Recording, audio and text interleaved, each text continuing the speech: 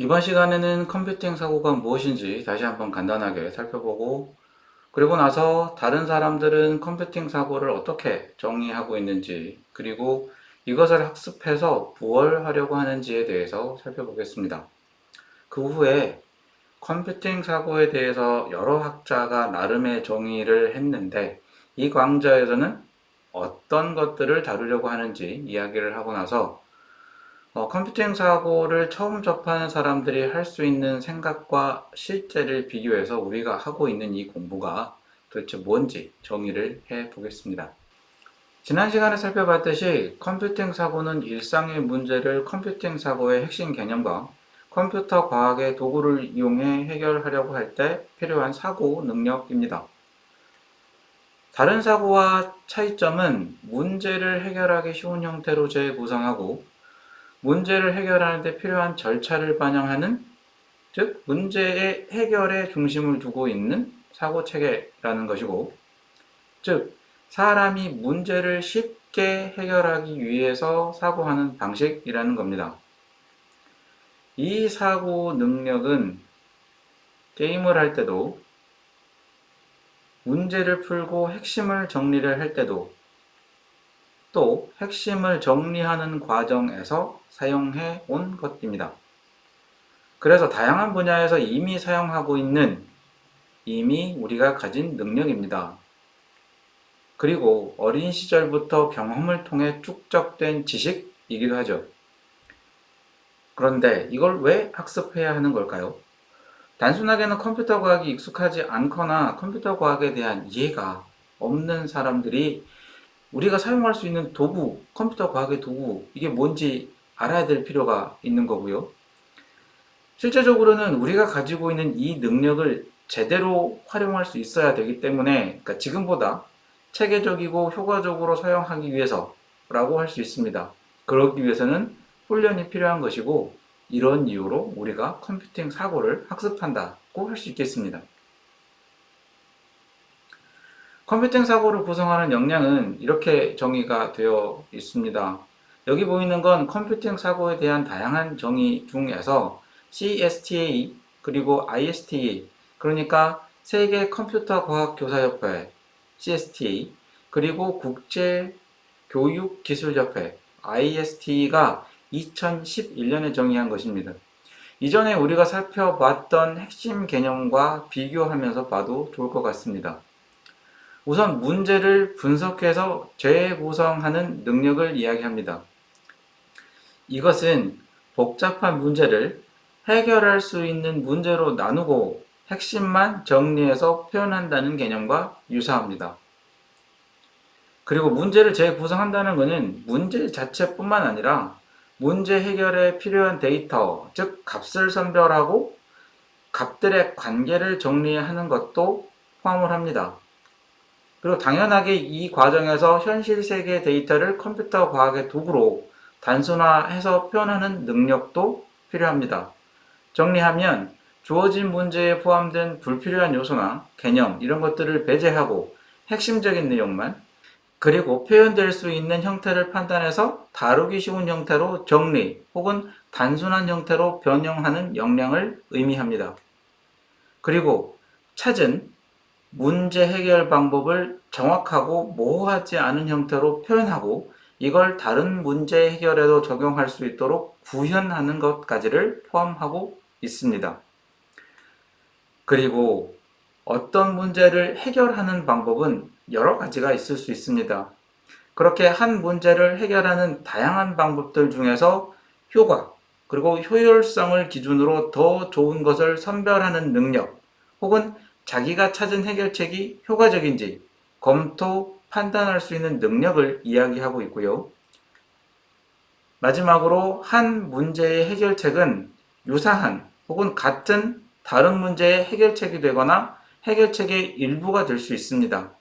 그래서 정리한 해결 방법을 일반화해서 정리하고 다른 문제의 해결에 응용하는 능력을 포함하는 것으로 정의를 하고 있습니다. 이렇게 보면 우리가 지난 차시에 다뤘던 네 가지 핵심 개념이 여기에도 잘 반영되어 있다는 걸 알 수 있습니다. 차이가 있다면 데이터가 강조가 되어 있고, 찾아진 절차의 자동화에 대한 이야기도 포함을 하고 있다는 점, 이 정도라고 할 수 있습니다. 이런 역량으로 구성된 컴퓨팅 사고를 학습하게 되면 도대체 무엇이 좋을까요? 여기 보이는 건 학습 효과인데요. 같은 단체에서 정의한 겁니다. 우선 복잡성을 대하는 자신감이에요. 현실 세계의 문제를 다루다 보면 쉽고 간단한 문제보다는 어렵고 복잡한 문제가 많습니다. 그런 문제를 다루는 훈련을 하기 때문에 학습을 하게 되면 복잡한 문제를 만나더라도 어떻게 되겠지 라고 생각하는 힘이 생긴다라는 의미입니다. 그리고 그런 문제는 단번에 쉽게 해결되지 않죠. 그래서 긴 시간 고민하고 정리하고 하는 과정을 거칠 수밖에 없고, 그 과정에서 문제 해결의 절차와 함께 끈기를 학습하게 된다는 겁니다. 또한 현실 세계의 문제는 명확하게 정의된 상태가 아닌, 문제를 해결하는 사람이 나름의 기준을 가지고 정리를 하는 게 먼저입니다. 그래서 문제가 가진 복잡한 상태에 대한 혹은 모호한 상태에 대한 포용력이 생기게 됩니다. 그리고 현실 세계에서 어떤 문제에 대한 해결 방법은 한 가지로 정해진 게 아닌 경우가 많습니다. 그래서 다양한 해결 방법들이 제시가 될 수 있고요. 그런 이유로 열린 결론을 가진 문제를 받아들이는 역량이 생기게 되는 거죠. 컴퓨팅 사고는 문제 해결을 혼자서 하는 것을 가정하지 않습니다. 여러 명이 같은 문제로 함께 고민하고 토론하면서 설득하고 조정해서 해결 방법을 구성하도록 하거든요. 그래서 그 과정에서 타인과 소통하는 역량이 배양되게 됩니다. 이런 정의를 잠깐만 봐도 어렵다는 걸 알 수 있습니다. 그런데 뭐가 어렵냐면 현실 세계의 문제가 복잡하고 어려운 거예요. 저 컴퓨팅 사고는 현실 세계의 문제의 특징을 받아들이고 해결하는 역량을 배양하기 위해 학습한다고 이해하시면 좋겠습니다. 살펴본 것처럼 컴퓨팅 사고는 문제 해결을 위한 도구로서의 역량이라고 볼 수 있습니다. 이름에 컴퓨팅이라는 단어가 포함되어 있는데 이건 컴퓨터 과학을 기반으로 하기 때문이지 훈련하는데 컴퓨터가 필요한 건 아닙니다. 앞서 살펴본 구성 역량 중에서 자동화를 제외하면 종이, 연필만 가지고도 충분하고요. 또 하나, 여러분들의 사고력만 있으면 됩니다. 컴퓨팅 사고의 용도는 다양한 분야의 문제를 효율적으로 해결하는 건데 그 분야는 매우 다양합니다.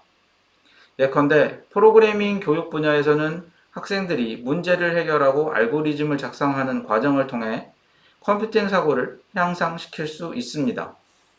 또한 학습자들에게 문제 해결 능력을 가르치는데도 컴퓨팅 사고가 필요합니다. 의료 분야에서는 의료 진단, 환자 모니터링, 의료 데이터 분석과 같은 다양한 의료 응용 분야에서 컴퓨팅 사고가 중요한 역할을 할 수 있습니다. 예를 들어 의료 이미지 처리를 통해서 패턴을 찾고 이를 바탕으로 종양을 탐지하거나 환자의 건강 상태를 모니터링하는 데 사용될 수 있습니다. 도시계획에서는 교통 흐름을 최적화한다거나 자원 효율성을 개선한다거나 환경 보호 등의 문제를 해결하기 위해 컴퓨팅 사고가 필요합니다. 데이터 분석을 통해 도시 문제를 식별할 수도 있겠죠. 또 컴퓨팅 사고는 유전자 분석, 단백질 구조 예측, 질병 예측 같은 생물 정보학 분야에서도 중요한 역할을 합니다. 예를 들어 유전체 분석을 통해 특정 질병의 원인을 찾거나 생물학적 상태를 나타내는 지표를 발견하는 데 컴퓨팅 사고가 적용됩니다. 기후 모델링에서도 중요한 역할을 할 수 있습니다. 대규모 데이터 분석을 통해서 기후 변화의 패턴을 발견하고 이걸 바탕으로 기후 모델을 개발하는 거죠.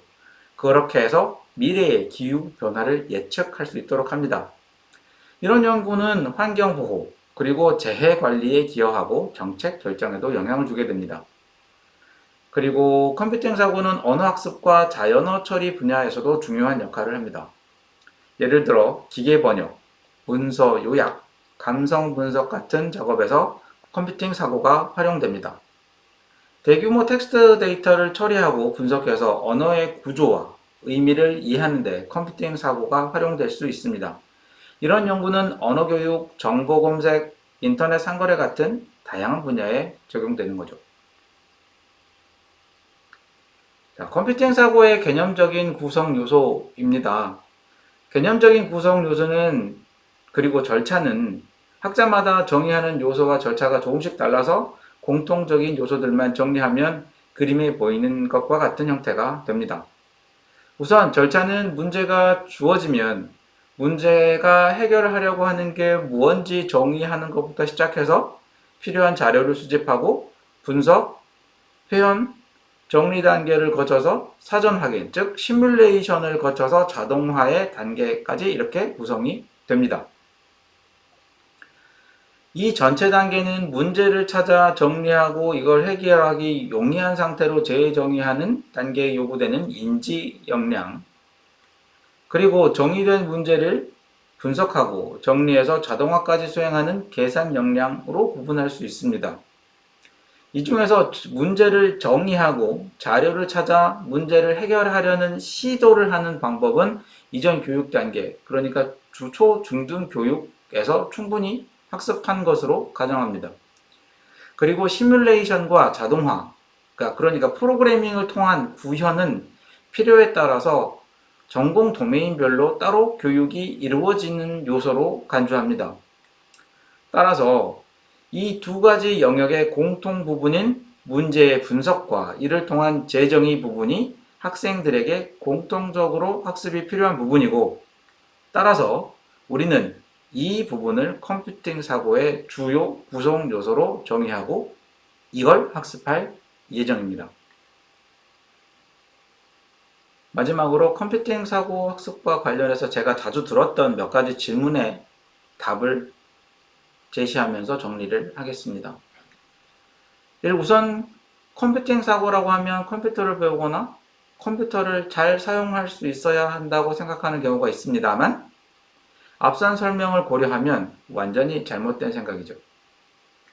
그리고 컴퓨팅 사고는 컴퓨터에 대해서 배우는 거냐 라는 건데, 사실 컴퓨터 자체에 대해 학습을 하는 것은 아닙니다. 하지만 컴퓨터 과학을 이용을 해서 문제를 해결하는 방법을 하려다 보니 작은 일들로 나누고 절차적으로 처리하는 컴퓨터의 기본 철학은 공유를 합니다. 그래서 이건 일부만 맞다, 이렇게 얘기를 할 수 있겠습니다. 컴퓨팅 사고에서 프로그래밍에 대해서 다루느냐는 건데요. 다른 강의에서는 그럴 수 있습니다. 하지만 앞서 정리했듯이 우리 수업에서는 프로그래밍과 관련된 요소는 다루지 않습니다.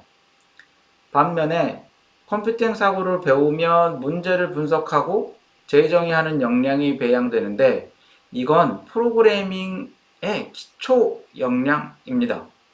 그래서 직접 프로그래밍을 배우진 않지만 이걸 하는데 필요한 기초 역량은 배양한다고 볼 수 있습니다. 컴퓨팅 사고는 컴퓨터 과학의 도구를 활용합니다. 즉, 자료를 단순화해서 표현하는 방법에 대한 이야기는 합니다. 하지만 컴퓨터 구조나 운영체제 같은 컴퓨터 자체에 대한 이론은 이야기하지 않습니다.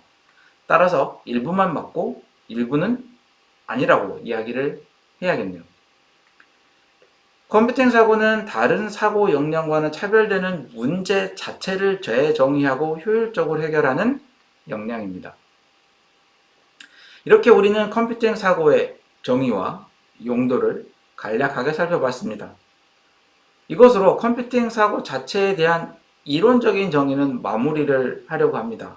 그리고 다음 차시부터는 우리 수업에서 사용할 컴퓨터 과학의 도구에 대한 이야기를 하겠습니다.